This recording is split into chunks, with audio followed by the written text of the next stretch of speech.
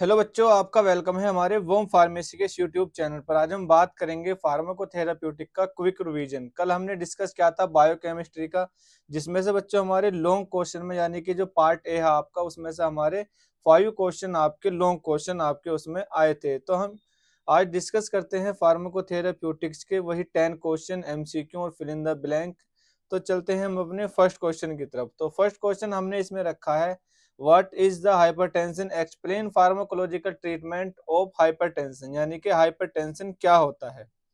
तो हाइपरटेंशन को हम समझने के लिए सबसे पहले देखेंगे कि हाइपरटेंशन वह कंडीशन होती है जिसमें आर्टेरियल ब्लड प्रेशर लगातार सामान्य से अधिक रहने लगता है। यानी कि हार्ट हमारा इस तरीके से पंप करता है, पंप करके सारा ब्लड ओर्टा के थ्रू आर्टरी के अंदर जाता है। तो आर्टरी के अंदर जब प्रेशर उसका सामान्य से अधिक रहने लगता है तो उसको हम बोलते हैं हाइपरटेंशन। तो नॉर्मल प्रेशर या सामान्य प्रेशर कितना रहता है, वो रहता है आपका 120-80 mmHg के आसपास आपका होता है।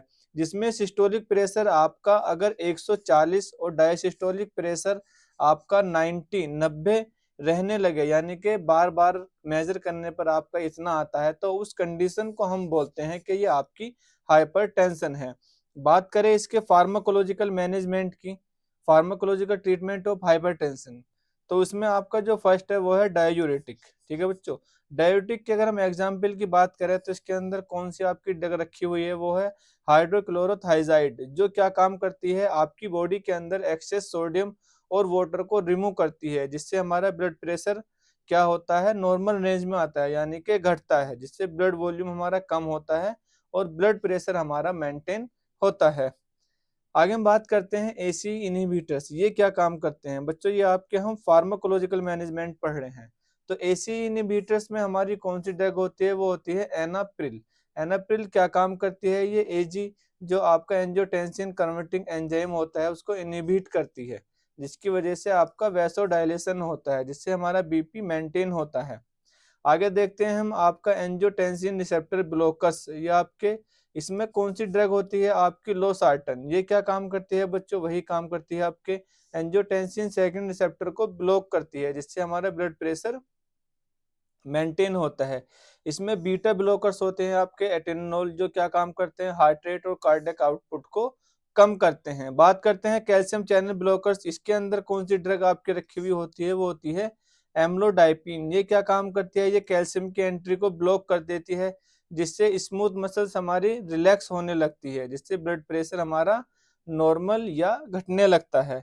आगे वैसोडाइलेटर होते हैं हमारे हाइड्रालाजीन, ये क्या काम करते हैं, डायरेक्टली ब्लड वेसल्स को डायलेट कर देते हैं, जिससे हमारा ब्लड प्रेशर मेंटेन होने लगता है।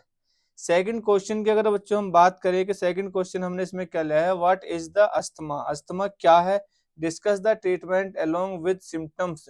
अस्थमा के बारे में हम इसमें देखेंगे। तो अस्थमा क्या होता है, अस्थमा एक क्रोनिक इन्फ्लामेटरी डिजीज होती है, जिसमें एयरवे में इन्फ्लामेशन और ब्रोंको कॉन्स्ट्रिक्ट होता है, यानी कि ब्रीथिंग में डिफिकल्टी होती है। अस्थमा क्या होता है, आपकी जो ब्रोंकाई होते हैं, ब्रोंक्यूल्स होते हैं, उसमें क्या हो जाती है, इन्फ्लामेशन हो जाती है। इन्फ्लामेशन होने की वजह से आपके ब्रीथिंग में डिफिकल्टी होने लगती है, यानी कि सांस लेने में दिक्कत आपकी होने लगती है। सिम्टम्स की अगर हम बात करें तो व्हीजिंग आपकी, यानी कि सीटी जैसी आवाजें आने लगती हैं, शॉर्टनेस ऑफ ब्रेथ, सांस लेने में आपकी दिक्कत होने लगती है, चेस्ट टाइट हो जाती है, कफ आने लगता है, और नाइट में तो बहुत ज़्यादा कफ आता है। बात करते हैं ट्रीटमेंट ऑफ अस्थमा की, तो इसमें सबसे पहले हम ब्रोंकोडायलेटर्स लेते हैं, जिसमें शॉर्ट एक्टिंग बीटा एगोनिस्ट होता है आपका। इसके अंदर कौन सी ड्रग रखी हुई है, साल्ब्यूटामोल। ये आपके रैपिड रिलीफ के लिए बहुत ज़्यादा यूज होता है। आगे हम देखते हैं इसमें लॉन्ग एक्टिंग यानी कि बीटा 2 एगोनिस्ट में हमारी कौन सी ड्रग हमारी रखी हुई है। इसके अंदर बच्चों रखी है हमारे साल्मेटोरोल, है ना, जो मेंटेनेंस थेरेपी में काफ़ी यूज हमारी होती है। कोर्टिकोस्टेरॉइड में हमारी बेक्लोमेथासोन हम लेते हैं, इसके अंदर जो एयरवे इन्फ्लामेशन को कम करते हैं, यानी कि ब्रोंक्यूल में जो आपकी इन्फ्लामेशन आ जाती है उसको ये कम करते हैं। आगे हमारी ल्यूकोट्रिन्स मॉडिफाइंग मॉडिफायर्स होती है, जिसमें म्यूंटोल्यूकास्ट होती है, ये भी आपके ब्रोंको कॉन्स्ट्रिक्शन को रोकने में काफ़ी यूजफुल होती है। आगे एंटीकोलिनर्जिक ड्रग, जिसमें हमारे लिब्राटोबियम होती है, जो ब्रोंकोडायलेटर में काफ़ी हेल्प करती है। मोनोक्लोनल एंटीबॉडीज होती हैं हमारी, जो सीवियर अस्थमा में हमारी यूज होती हैं। बात करते हैं बच्चों थर्ड क्वेश्चन की। तो थर्ड क्वेश्चन में हमारा क्या रखा हुआ है? थर्ड क्वेश्चन में है बच्चों, discuss the brief the type of diabetes with its pharmacological management, यानी कि डायबिटीज क्या होती है, उसके टाइप क्या होते हैं और उसके फार्माकोलॉजिकल मैनेजमेंट हमारे कौन कौन से होते हैं। तो बात करते हैं सबसे पहले हम डायबिटीज क्या होती है। तो डायबिटीज आपका बच्चों एक क्रोनिक मेटाबॉलिक डिसऑर्डर होता है। ठीक है बच्चों, डायबिटीज मेलाइटस एक क्रोनिक मेटाबॉलिक डिसऑर्डर होता है जिसमें आपका जो ब्लड का ग्लूकोज होता है वो लगातार बढ़ता रहता है। यह इंसुलिन की कमी या इंसुलिन रेसिस्टेंस के कारण होता है, यानी कि हमारे ब्लड के अंदर या तो इंसुलिन कम हो जाता है या इंसुलिन रेसिस्टेंस डेवलप कर लेता है, तो उसकी वजह से हमारा डायबिटीज मेलाइटस हमें देखने को मिलती हैं। बात करते हैं इसके टाइप की। तो ये हमारे टू टाइप की होती है। फर्स्ट हमारा टाइप 1 डायबिटीज हमारे किस वजह से होती है? ये auto immune destruction of pancreas beta cell, यानी कि पैनक्रियाज के बीटा और पैनक्रियाज से जो हमारी बीटा सेल होती है वो क्या करती है? इंसुलिन की कमी कर देती है, जिससे ये ज्यादातर देखने को मिलती हैं आपके बच्चे और युवाओं में। ठीक है ना, यानी कि बीट पैनक्रियाज के अंदर जो बीटा सेल होती है वो इंसुलिन का निकालना कम कर देती है। बात करते हैं फार्माकोलॉजिकल मैनेजमेंट की। तो इंसुलिन थेरेपी लेनी पड़ती है हमें इसमें। आगे हम बात करते हैं टाइप 2 डायबिटीज मेलाइटस, यानी कि टाइप 2 डायबिटीज मेलाइटस हमारा क्या होता है, तो उसके बारे में हम यहाँ देखेंगे। टाइप 2 डायबिटीज मेलाइटस होता है बच्चों जो इंसुलिन रेसिस्टेंस हो जाता है हमारा, या रिलेटिव इंसुलिन इंसुलिन डिफिशियंसी, जो ज्यादातर हमारे अडल्ट में हमें देखने को मिलती है, या जो ओबेसिटी हो जाती है जिसके अंदर मोटापा हो जाता है उसके अंदर हमें ये देखने को मिलती हैं। बात करते हैं इसके फार्माकोलॉजिकल मैनेजमेंट की। तो फार्माकोलॉजिकल मैनेजमेंट में जो हमारा फर्स्ट होता है वो बाइगुनाइड्स, जिसके एग्जाम्पल हमारी होती है मेटफॉर्मिन, यानी कि इसके अंदर मेटफॉर्मिन जो हमारी ड्रग आती है वो होती है। ये क्या काम करती है? ये हेपेटिक ग्लूकोज प्रोडक्शन को कम कर देती है। आगे सल्फोनाइल यूराइड, जिसके अंदर हमारी ग्लाइमेप्रामाइड रखी गई है जो इंसुलिन सेक्रेशन को बढ़ाते हैं। इसी तरीके से बच्चों इसमें एक ड्रग हमारी ये होती है जो DPP4 इनहिबिटर्स के अंदर हमारी रखी गई है, जो इंसर्टन लेवल बढ़ाकर इंसुलिन रिलीज करते हैं। आगे हमारी है बच्चों ये SGL2 इनहिबिटर्स, जिसके अंदर हमारी डोपाग्लाइफोलोजिन रखी हुई है। ये क्या काम करती है? ये यूरिन में यूरिन से ग्लूकोज एक्सक्रेशन को हमारी बढ़ाती है, यानी कि यूरिन के अंदर जो ग्लूकोज आ जाता है उसको ये बढ़ा देती है।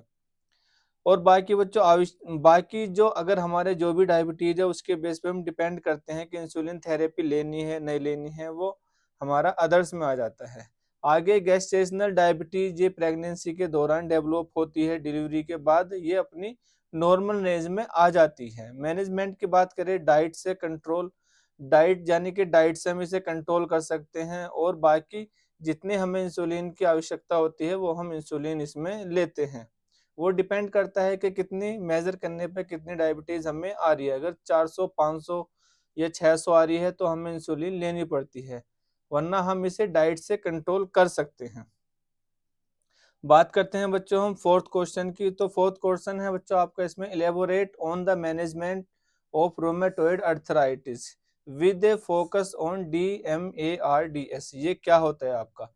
तो सबसे पहले हम जानेंगे रोमेटोइड अर्थराइटिस क्या होता है आपका। तो ये एक chronic auto immune inflammatory disorder होता है, यानी कि हमारी एक ऑटो इम्यून इन्फ्लामेटरी डिसऑर्डर होता है, जिसमें क्या होता है? हमारा जो इम्यून सिस्टम होता है, इम्यून सिस्टम जॉइंट्स के सिनोवियल मेम्ब्रेन पर अटैक करने लगता है, जिसकी वजह से क्या होते हैं? जॉइंट्स इन्फ्लामेशन हो जाती है, पेन होती है, स्वेलिंग और डिफॉर्मिटी हमारे जॉइंट्स के अंदर देखने को मिलती है। तो ये होता है बच्चों हमारा रोमेटोइड अर्थराइटिस।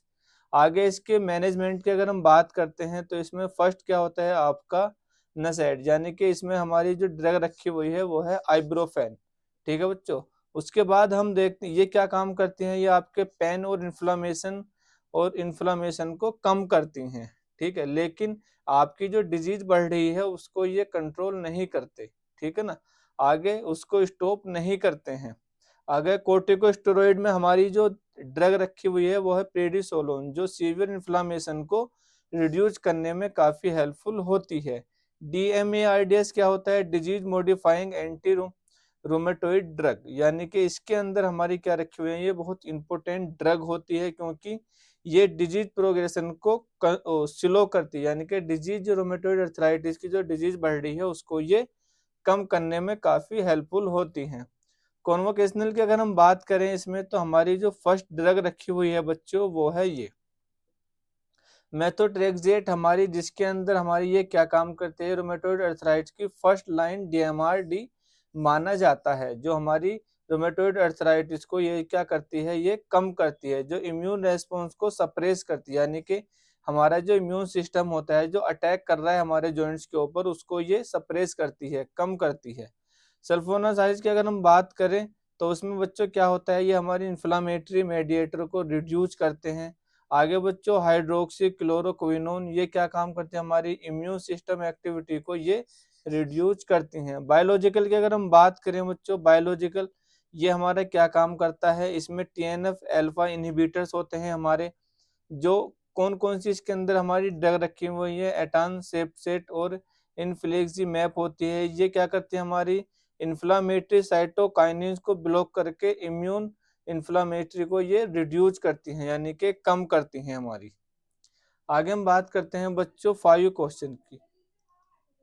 तो 5 क्वेश्चन में हमारा रखा हुआ है discuss the pathogenesis and treatment of alcoholic liver disease, यानी कि हमारी एल्कोहलिक लीवर डिजीज क्या होती है, क्या इसके पैथोजेनेसिस हैं और क्या इसका हमारा ट्रीटमेंट है। तो एल्कोहलिक लीवर डिजीज हमारी क्या होती है, एल्कोहलिक लीवर डिजीज लंबे समय तक अल्कोहल का जब हम सेवन करते हैं तो उसके कारण हमारे लीवर की जो सेल होती हैं वो डैमेज होने लगती हैं, जिसको हम बोलते हैं अल्कोहलिक लीवर डिजीज। पैथोजेनेसिस की अगर हम बात करें इसमें, तो अल्कोहल मेटाबॉलिज्म, यानी कि लीवर में अल्कोहल का मेटाबॉलिज्म बहुत ज़्यादा होने लगता है, जिससे हमारा क्या होता है, एथेनॉल आगे क्या करता है, एसिटाल्डिहाइड जो टॉक्सिक सब्सटेंस होते हैं जो हमारे लीवर की सेल को डैमेज करने लगते हैं। आगे ऑक्सीडेटिव स्ट्रेस, यानी कि रिएक्टिव ऑक्सीजन स्पेसिस बनते हैं, ये हेपेटोसाइट को इंजर्ड हमारे इंजरी करने लगते हैं, यानी कि उन्हें डैमेज करने लगते हैं। आगे हम बात करते हैं फैट एक्यूमुलेशन, यानी कि एनएडीएच लेवल बढ़ने से हमारा फैट मेटाबॉलिज्म डिस्टर्ब होता है, जिससे लीवर में ट्राइग्लिसराइड हमारा जमना स्टार्ट होता है, क्योंकि लीवर अपना अच्छे से काम नहीं कर रहा था। आगे इन्फ्लामेशन हो जाती है हमारे इसमें लीवर के अंदर, यानी कि परसिस्टेंस इंजरी से इन्फ्लामेशन हो जाती है हमारे। आगे हम फाइब्रोसिस एंड सिरोसिस, ये दोनों कंडीशन हमारी बनती चली जाती है, जिससे बच्चों क्या होता है, आपका जो क्रोनिक डैमेज से फाइब्रोसिस टिश्यू बनते हैं और ये आगे चल के हमारे लीवर सिरोसिस डेवलप हमारा हो जाता है, लीवर हमारा पूरी तरीके से खराब हो जाता है। आगे ट्रीटमेंट की बात करें तो कंप्लीट एब्सिस्टेंस, मतलब अल्कोहल को हमें पूरा बंद करना पड़ेगा। बैलेंस डाइट, विटामिन सप्लीमेंट, इन सब की हेल्प लेनी पड़ेगी। कोर्टिकोस्टेरॉइड ये हमें लेना पड़ेगा, इसकी हेल्प लेनी पड़ेगी। एंटीऑक्सीडेंट लेने पड़ेंगे। एडवांस सिरोसिस में लीवर ट्रांसप्लांट तक की हमारी नौबत आ जाती है, यानी कि हमें लीवर को ट्रांसप्लांट भी करना पड़ सकता है। 6 क्वेश्चन की अगर बच्चों हम बात करें तो 6 क्वेश्चन में रखा हुआ है आपका discuss peptic ulcer disease including the role of H pylori and its eradication triple therapy, यानी कि हमारा पेप्टिक अल्सर डिजीज क्या होती है और आपका जो एच पाइलोरी होता है उसका क्या रोल होता है पेप्टिक अल्सर के अंदर, और इरेडिक्शन ट्रिपल थेरेपी हमारी क्या होती है। तो सबसे पहले हम यहाँ देखेंगे बच्चों हमारा पेप्टिक अल्सर क्या होता है। तो पेप्टिक अल्सर डिजीज एक गैस्ट्रोइंटेस्टाइनल डिसऑर्डर हमारा होता है, जिसमें क्या होता है, स्टोमक या ड्यूडेनम की म्यूकोसल लाइनिंग में अल्सर डेवलप हो जाते हैं, यानी कि हमारे स्टोमक के अंदर ये डोडोनम की म्यूकोसल लाइनिंग में अल्सर हमारे बन जाते हैं। यह disease mainly acid pepsin activity या म्यूकोसल डिफेंस इम्बैलेंस के कारण हमारी देखने को मिलती हैं। बात करते हैं role of H pylori in peptic ulcer, यानी कि पेप्टिक अल्सर में एच पाइलोरी का क्या रोल होता है। तो पेप्टिक अल्सर का सबसे कॉमन कोज जो होता है वो होता है हेलिकोबैक्टर पाइलोरी, यानी कि जो बैक्टीरिया होता है हमारा हेलिकोबैक्टर पाइलोरी, यही हमारा इन्फेक्शन को कोज करता है। मैकेनिज्म की बात करें तो कोलोनाइजेशन, यानी कि एच पाइलोरी स्टोमक म्यूकोसा में कोलोनाइज कर जाता है। यूरियाज एंजाइम प्रोडक्शन होता है हमारा, जिसकी वजह से क्या होता है, अमोनिया बनता है और यही बैक्टीरिया एसिडिक एनवायरनमेंट में सर्वाइव कर पाता है। आगे हम बात करते हैं म्यूकोसल डैमेज कि म्यूकोसल डैमेज हमारा कैसे होता है। तो बैक्टीरिया टॉक्सिन रिलीज करता है जिससे गैस्ट्रिक म्यूकोसा डैमेज हमारी होने लगती है। इन्फ्लामेशन की बात करें तो इन्फ्लामेशन के कारण म्यूकोसल बैरियर वीक हो जाता है और एसिड इंजरी बढ़ जाती है। रिजल्ट में क्या होता है, हमारा अल्सर फॉर्मेशन हो जाती है जो हम कर रहे हैं। आगे क्लिनिकल सिम्टम्स की बात करें, अगर हम सिम्टम्स की बात करें इसके, तो एपिगैस्ट्रिक पेन होता है हमारा, खाना खाने के बाद खाली पेट दर्द होता है, बर्निंग सेंसेशन स्टोमक यानी कि हमारे स्टोमक में हमें जलन सी महसूस होती है, नोजिया वोमिटिंग होती है, ब्लोटिंग होती है, गैस के बबल्स बनते हैं और हमें भूख नहीं लगती है। सीवियर केस में ब्लीडिंग या परफोरेशन हमारा हो सकता है। आगे हम बात करते हैं इसके मैनेजमेंट की, management of peptic ulcer disease यानी कि हम पेप्टिक अल्सर को कैसे ठीक कर सकते हैं ड्रग के जरिए। तो इसमें ट्रीटमेंट का main M acid secretion reduce करना और एच पाइलोरी इन्फेक्शन को ठीक करना हमारा होता है। तो एच पाइलोरी जो होता है हमारा, इसमें H pylori addiction triple therapy हमारी क्या होती है, यानी कि बच्चों इसमें हम क्या देखते हैं, ट्रिपल थेरेपी में 2 एंटीबायोटिक और एक प्रोटॉन पंप इनहिबिटर का हम यूज करते हैं, जिसमें हमारे प्रोटॉन पंप इनहिबिटर में ओमेप्राजोल ले लो और एंटीबायोटिक में हमारे एमोक्सिसिलिन और क्लेरोथ्रोमाइसिन, यानी कि हमारा ये और ये दो हमारी एंटीबायोटिक, तो इसको हम बोलते हैं आपकी ट्रिपल थेरेपी। तो ये हमारे 14 डेज तक हम इसको देते हैं जिससे हमारा ये पेप्टिक अल्सर रिकवर कर पाता है। अदर ड्रग की बात करें तो इसमें H2 रिसेप्टर ब्लॉकर्स में रेंटिडीन हम लेते हैं, एंटासिड में एल्यूमिनियम हाइड्रोक्साइड हम लेते हैं और साइटोप्रोटेक्टिव अगेंस्ट में सुक्रालफेट हम ये यहाँ लेते हैं।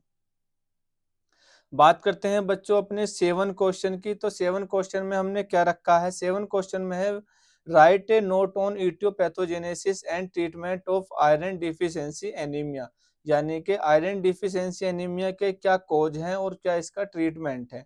तो आयरन डिफिशियंसी बच्चों क्या होती है, आयरन डिफिशियंसी एनीमिया वह कंडीशन है जिसमें आयरन की कमी के कारण हीमोग्लोबिन सिंथेसिस कम हो जाता है, जिससे हमारा आगे चल के जो ऑक्सीजन होता है वो भी कम होने लगता है। इटियोपैथोजेनेसिस की अगर हम बात करें तो इसमें क्या होता है आपका बच्चों, डाइटरी जो हमारी होती है वो हम कम लेते हैं, यानी कि इनएडुकेट मतलब कम, हम डाइटरी इम्बैलेंस बहुत ज़्यादा हमारी होने लगती है। क्रोनिक ब्लड लॉस होने लगता है, यानी कि मेंस्ट्रुअल या अल्सर के दौरान हमारा ब्लड लॉस होने लगता है। माल एब्जॉर्प्शन यानी कि हम आयरन नहीं खा रहे हैं अपनी डाइट में। इंक्रीज रिक्वायरमेंट यानी कि प्रेगनेंसी और ग्रोथ के दौरान हमारी आयरन की बहुत ज़्यादा रिक्वायरमेंट होती है। आयरन की कमी से हीमोग्लोबिन प्रोडक्शन घटती है जिससे माइक्रोसाइट्स और आपका हाइपोक्रोमिक एनीमिया डेवलप हो जाता है।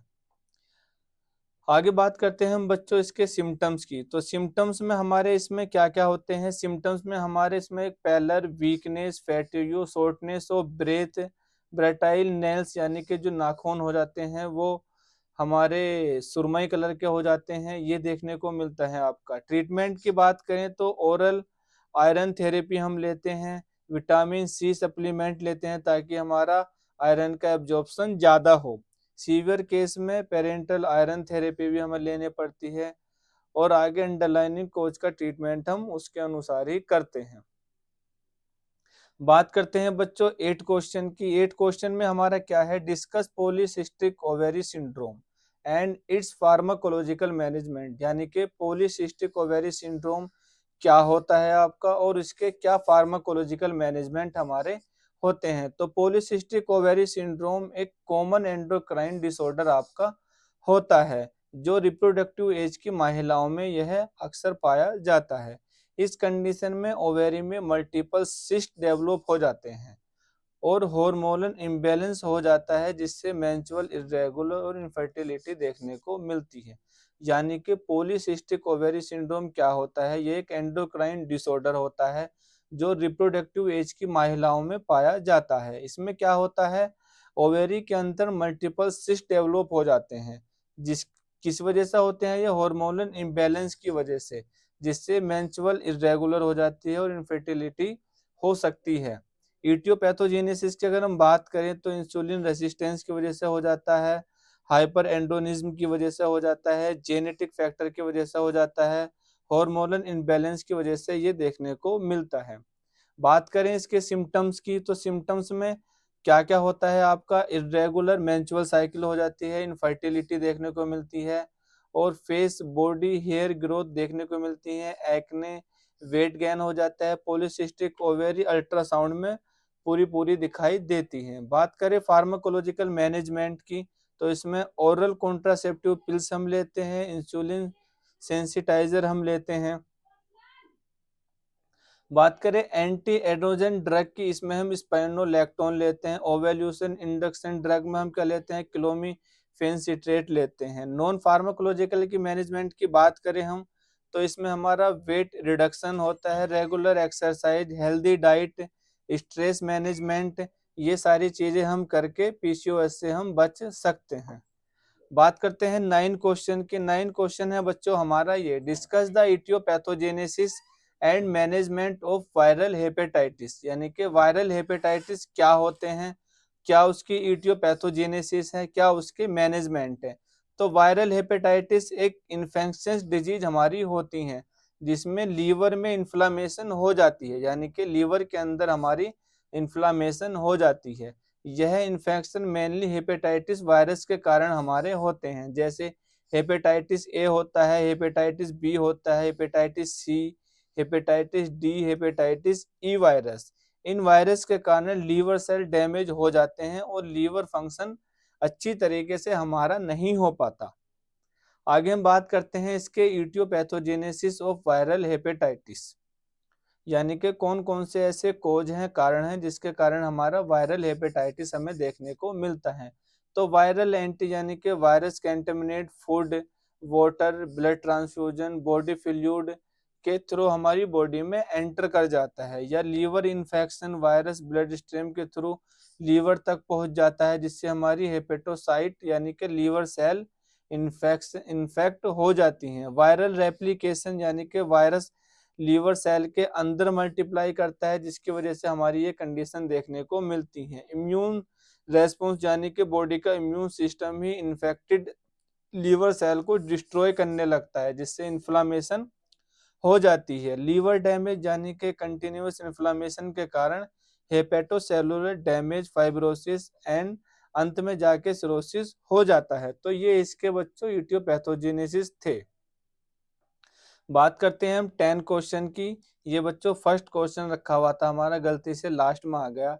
तो इसमें है write a note on scope of pharmacotherapeutics, जो आपकी बुक है उसके बारे में ये डेफिनेशन है और क्या उसके स्कोप है। तो फार्माकोथेराप्यूटिक्स वह ब्रांच है जिसके अंदर हम किसी भी डिजीज को प्रिवेंट, डायग्नोसिस एंड ट्रीटमेंट या रेशनल यूज का हम उसमें हम ख्याल रखते हैं। यानी कि फार्माकोथेराप्यूटिक्स बुक के अंदर हम किसी भी डिजीज का जब हम ट्रीटमेंट करते हैं, प्रिवेंशन करते हैं, डायग्नोस करते हैं या कितने समय में रिकवरी हो रही है, इन सब चीजों का ख्याल रखते हैं, तो उसको हम फार्माकोथेराप्यूटिक्स के अंदर स्टडी करते हैं।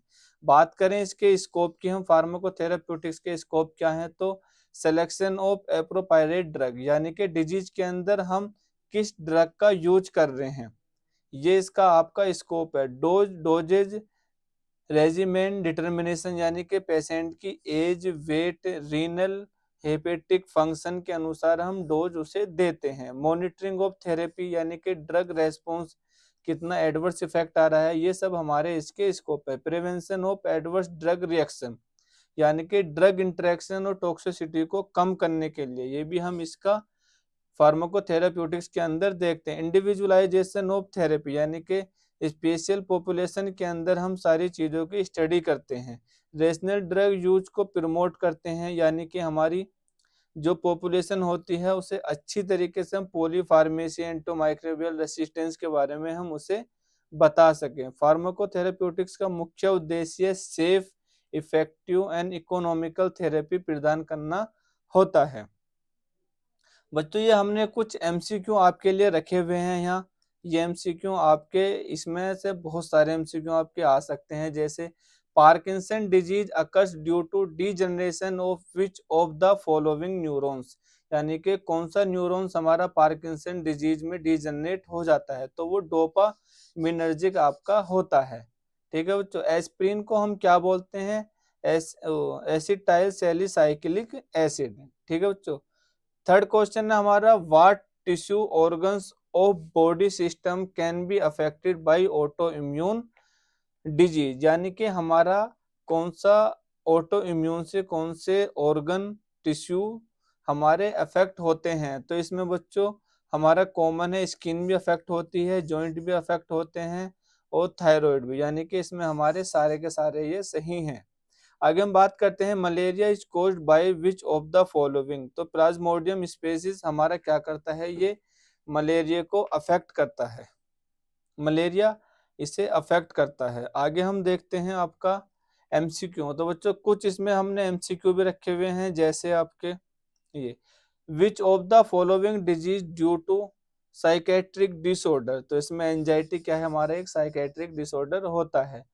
सिक्स क्वेश्चन हमारा, which of the following disease is related to cardiovascular, तो एपिलेप्सी भी नहीं है, एक्जिमा भी नहीं है, निमोनिया भी नहीं है, तो एंजाइना हमारा हार्ट से रिलेटेड होता है। List of the essential medicine list are updated, ये एवरी 2 ईयर्स में हमारी अपडेट होती है।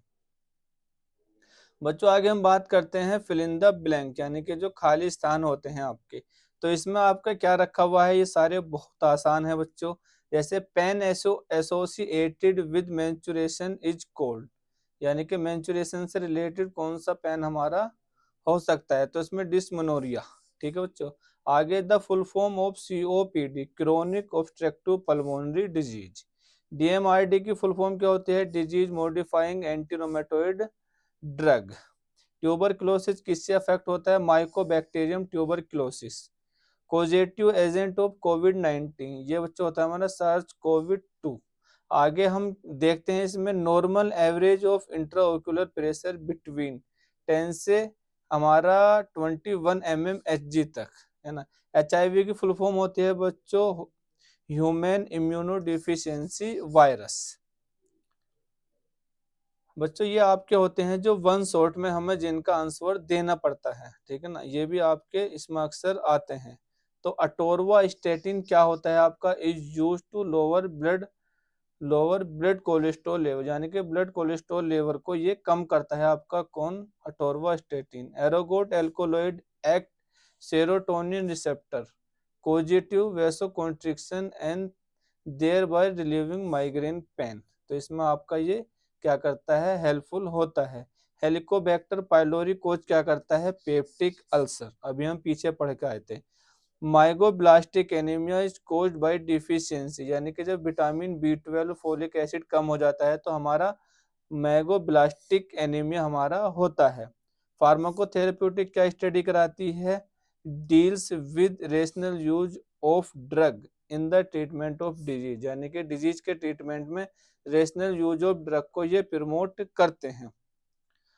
और आगे है बच्चों आपका नॉन फार्माकोलॉजिकल मैनेजमेंट क्या होता है, इसका मतलब होता है यानी कि विदाउट ड्रग, जिसमें हम कोई भी ड्रग का यूज नहीं करते हैं और हम अपना ट्रीटमेंट कंटिन्यू करते हैं, किसके जरिए, lifestyle modification, diet control, exercise, preventive measurement, इन सब के जरिए हम क्या करते हैं, आपकी डिजीज को रिकवर करते हैं। तो ये होता है हमारा नॉन फार्माकोलॉजिकल मैनेजमेंट।